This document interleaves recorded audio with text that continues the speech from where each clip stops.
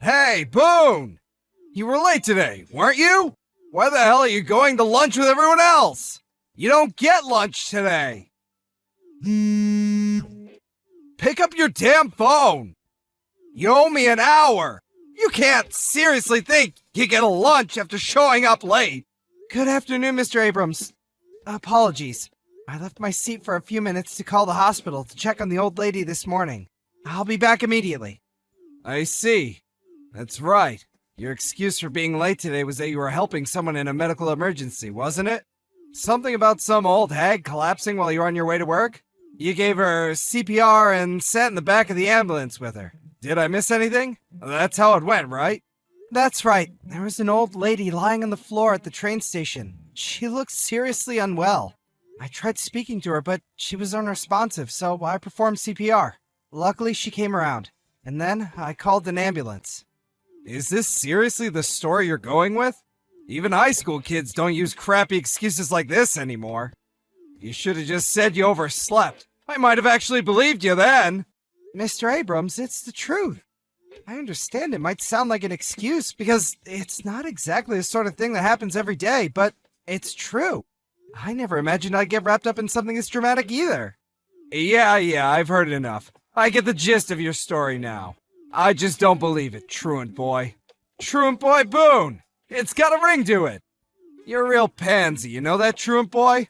You call yourself a man? You always try to evade responsibility like some pitiful worm. Really grinds my gears. The way you go around the office with that stupid grin on your face, brown-nosing everyone. You're such a suck-up. Why not just be a man about it and admit what you did? To top it off, you tried pulling the wool over my eyes with the lamest excuse I've heard this decade. Don't you feel embarrassed? It's not really like that. Look, you can't even defend yourself properly. Why? Because I'm right. You're surprisingly stupid for someone who graduated from the world-famous Peeps University. Did you bribe them for your degree? Anyone can see you only got hired at this company in the first place due to the university you studied at. You're not fooling me though, truant boy. I'm a firm believer in meritocracy. I'll get rid of anyone who doesn't make the grade without thinking twice. Even if you can study, what use is it if you can't apply it in the real world? You're playing with the big boys now, truant boy. You should have tried harder. I'm sorry, Mr. Abrams. I'll do my utmost to ensure I live up to your expectations from now on. Don't kid yourself. I don't expect anything from a dud like you. I already recommended the top brass fire you, so it's too late anyway. What? I'm gonna get fired? Surely no matter which way you look at it, this is going overboard. Why? Think about it. Being late signals a poor attitude towards work and disrespect towards the company. I'm a section manager, and 90% of the people I recommend for the chopping block end up being sent packing. At the very least, can you put in some effort before your dismissal notice comes? Use this as your final opportunity to do some good work for a change. Try not to let Peeps University down by becoming a complete failure. They're counting on you, truant boy. Boone, what time can I expect to see those files I asked you to get done? They should be done within the hour. Great. That leaves plenty of time then. Plenty of time? I need you to format, edit, check, and submit the PowerPoint slides in my shared folder. Just to confirm, do you mean you want all this done today? Yes, today. Why? Is that going to be a problem? There's no easy way to tell you this, so I'm just going to come out with it. I'm celebrating an important occasion with my family today, so I'll be leaving at my regular home time. Besides, even if I got started on the files right now, it's doubtful I'd get them done by the end of the day. Is tomorrow really not possible? An important celebration with your family? You can do that whenever you like. And I need these files dealt with today, so you don't have permission to leave early. It's a man's job to work and make money. You can deal with your insignificant family crap once you've submitted the files. Your family can wait, but your job can't. Oh, and it would be in your best interest not to lie and try to wiggle your way out of doing your duties. You miserable worm. You know full well you can get this done by the end of today. This is a direct order. Do I make myself clear?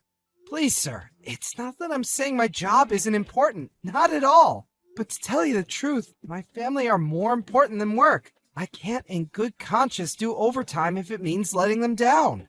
Once again, sir, I must insist, even if I was to get started on those files you asked me for right now, they would absolutely, beyond any doubt, take me past home time.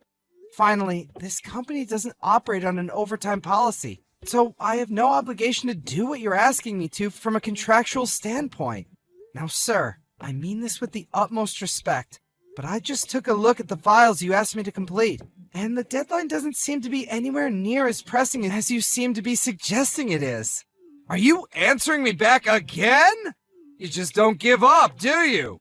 Man, am I pleased I advised the higher-ups to fire you. This place is gonna run so much more efficiently with you gone. So, you did report me then? The way I see it, there's one more huge advantage of getting rid of you, which I'm really looking forward to see in effect. Everyone in the department's gonna be so terrified they're next, and so worried about being in my bad books, I'll have my own personal army of obedient worker drones. I can't wait to make an example out of you. They'll be practically begging me for extra work. It's gonna be great! The sooner you're out of here, the better. Huh? You're doing this to make an example of me? It's not really that, but it's a big part of it. And really? Huh? That's how you speak to your direct supervisor? Who the heck do you think you are, worm? Are you getting an attitude with me, your boss? Sir, I don't have an attitude. The fact of the matter is, you were late. Now here's the thing. You're useless at the best of times. So really, this is just what I've been waiting for. You talk back to me at every opportunity. You don't do your job. And you're so arrogant, you prevent me from doing mine. You're an obstruction. An obstructive worm. I just can't wait for your name to get called out by HR. I'm almost disappointed I won't be able to watch the announcement in person. I'd bring popcorn. I'm done talking to you. Bye, delinquent. Hey, Worm Boy, are you alive? I heard you got called into the CEO's office. Did he do it? Did he fire you? Actually, we did talk at great length about a certain person's dismissal. I knew it! LOL! Sucks to be you! I guess I was wrong. I thought HR would deal with you, but it looks like word made it right to the top instead. Looks like I wasn't the only one in this company who was sick of your attitude, huh? Imagine getting fired after trying to play the saint with some lazy excuse. You're so lame. Out of all my subordinates, past and present, you're probably the lamest dude I've ever managed at this company. My stomach hurts. Do you seriously think I'd fire the man who saved my mother's life? Who the hell do you think you are to act like this at my company? Huh? What's this? What are you even talking about, Worm Boy? Did you lose your mind? Did you finally crack under all the pressure? Phone call, 10 seconds. As I just told you on the phone, you need to get back at the office at once. Mr. President, sir. Why are you? Did I not just tell you? Boone saved my mother's life. I heard about how you were sending him all sorts of unpleasant messages using your company phone. So I asked him to pass me his. I'm sorry, sir. I'm really sorry, but I'm not sure what you mean. What does Boone have to do with your mother, sir? You're aware of why Boone was late the other day, are you not? Yes, I'm aware. Then you know full well what I mean, Sam. Go on, take a shot in the dark. I'm terribly sorry, sir. Other than something about helping an elderly person, I don't remember. The elderly person was my mother. Oh, I see. That explains everything. Wow, to think Boone saved your beloved mother's life. He's such a hero! What an incredible, selfless man! That's right, he is. I'll admit that there are times when the quality of his work can leave a little something to be desired. But putting that aside, he's a good man with a good heart. It's an honor to have him at my company, and I intend to keep him here as long as possible. Yes, as you say, sir. My own thoughts echo your sentiments. I've always said this about him. He's a great man. A real pleasure to be around. We're lucky to have him. The longer he's with us, the better, I say.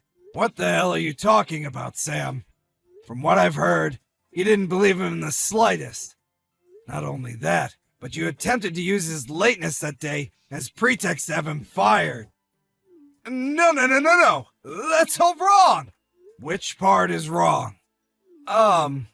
Well, you see, the thing is, Mr. Benson, I saw the report you filed with HR about how you claimed his attitude towards work is poor, about how he lacks the skills required to do his job properly. Ring any bells? When I had HR conduct an investigation, it turns out the reality was the exact opposite of what you wrote. His reputation is stellar, one of the best at the company. So, I think it's fair to say that what you've done here is file a false report, isn't it? No! It's not fair to say that at all! In fact, it couldn't be more unfair! Boone's got everyone fooled! He's been bullying and harassing me in secret this whole time! Are you just making excuses? That's funny. Judging from the chat logs, I could have sworn you hated people who try to worm their way out of things and dodge responsibility. You call yourself a man? And please, Boone bullying and harassing you? Do you have a shred of evidence to back that up? By that, do you mean he just had the courage to correct your mistaken opinions? Are subordinates not supposed to give their opinions to the boss? I'm sure that's the world you'd like to live in. Are your staff disqualified from telling you what they think? Or being honest when they're not capable of doing something simply by the virtue of the fact that they're lower down on the chain of command than you? Does your job consist of treading on and oppressing subordinates more talented than yourself? No, not at all. Please, sir, I'm being set up. To make matters worse, I've had reports from HR that you've been throwing your weight around the other employees in the department too? I've received several reports that you've tried to make an example of Boone to keep your other employees in line, and people have been treading on eggshells around you. I haven't just heard this from one or two people either. Almost all of the employees in your department are concerned and dissatisfied with the way you've been conducting yourself lately. What's your excuse this time? Mr. Benson, I'm deeply sorry. I accept what you say, and there may be some room for improvement in the way I conduct myself at work. I won't make an excuse. What I've done is inexcusable, which is why I'm begging you, please, to be merciful and make my punishment as lenient as you can. You admit wrongdoing, then? That you submitted a false report against another employee? That you abused your position of authority at this company to make the working environment needlessly stressful and difficult for your employees? Yes. I'm deeply sorry, sir. I see. That's good. If you admit wrongdoing, I'm satisfied. Mr. President! Thank you so much! However, just because I'm satisfied with your admission doesn't mean you're getting away with it. I only meant I'm satisfied with the matter that Boone is now settled. That said, there's the matter of all the other employees you hounded and harassed into resignation. What do you have to say for yourself about that? Excuse me? That's right. A large number of employees from your department handed in their resignations recently. I made sure to receive testimonies regarding your conduct from every single one of them. Testimonies claiming you were harassing them. Every single one of them. I don't know a thing about that. The timing was perfect. Just as you were about to call into my office to discuss the issue of mass resignations, I got word on how you'd been acting towards Boone. Tell me, Sam, where are you right now? You're awfully late. What's taking so long? I've been rushing back to the office the moment you called me. I'm so sorry, sir. I'm going as fast as I can. I'll be there really soon. Please, just hold on a little longer. You wouldn't lie to me, would you, Sam? It's the truth! Interesting. Is that hamburger tasty? Huh? The window, behind you. When I headed out to the store to buy myself a drink after I handed Mr. Benson my phone, I spotted Mr. Abrams in a restaurant 30 seconds away from the office, with a hamburger in one hand and his phone in the other. Given the situation, I thought it was best to report it to Mr. Benson. By that point, Mr. Abrams was so late back from his lunch that we decided we should go out and look for him. When he realized the company president was standing right behind him, he darted outside the restaurant faster than I thought it was possible for any human being to move.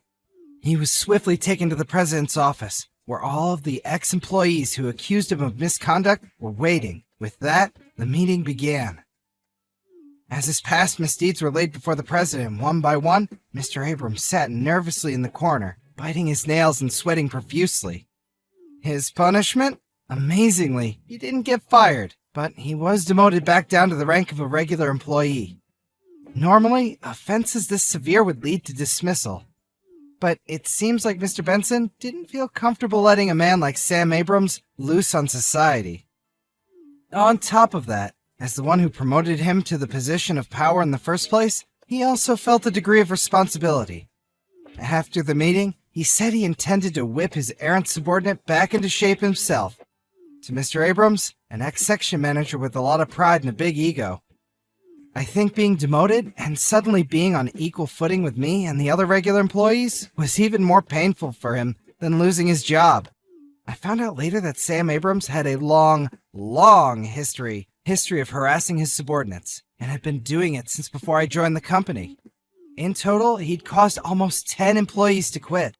These employees all received compensation, in the form of a lump sum deducted from Mr. Abrams' salary.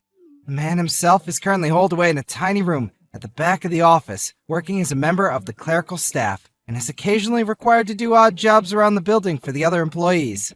There's something deeply satisfying about the man who used to make your life a living hell, being forced to make you cups of coffee. LOL. Obviously, he deserves everything, and is only himself to blame, so I don't have an ounce of sympathy for him.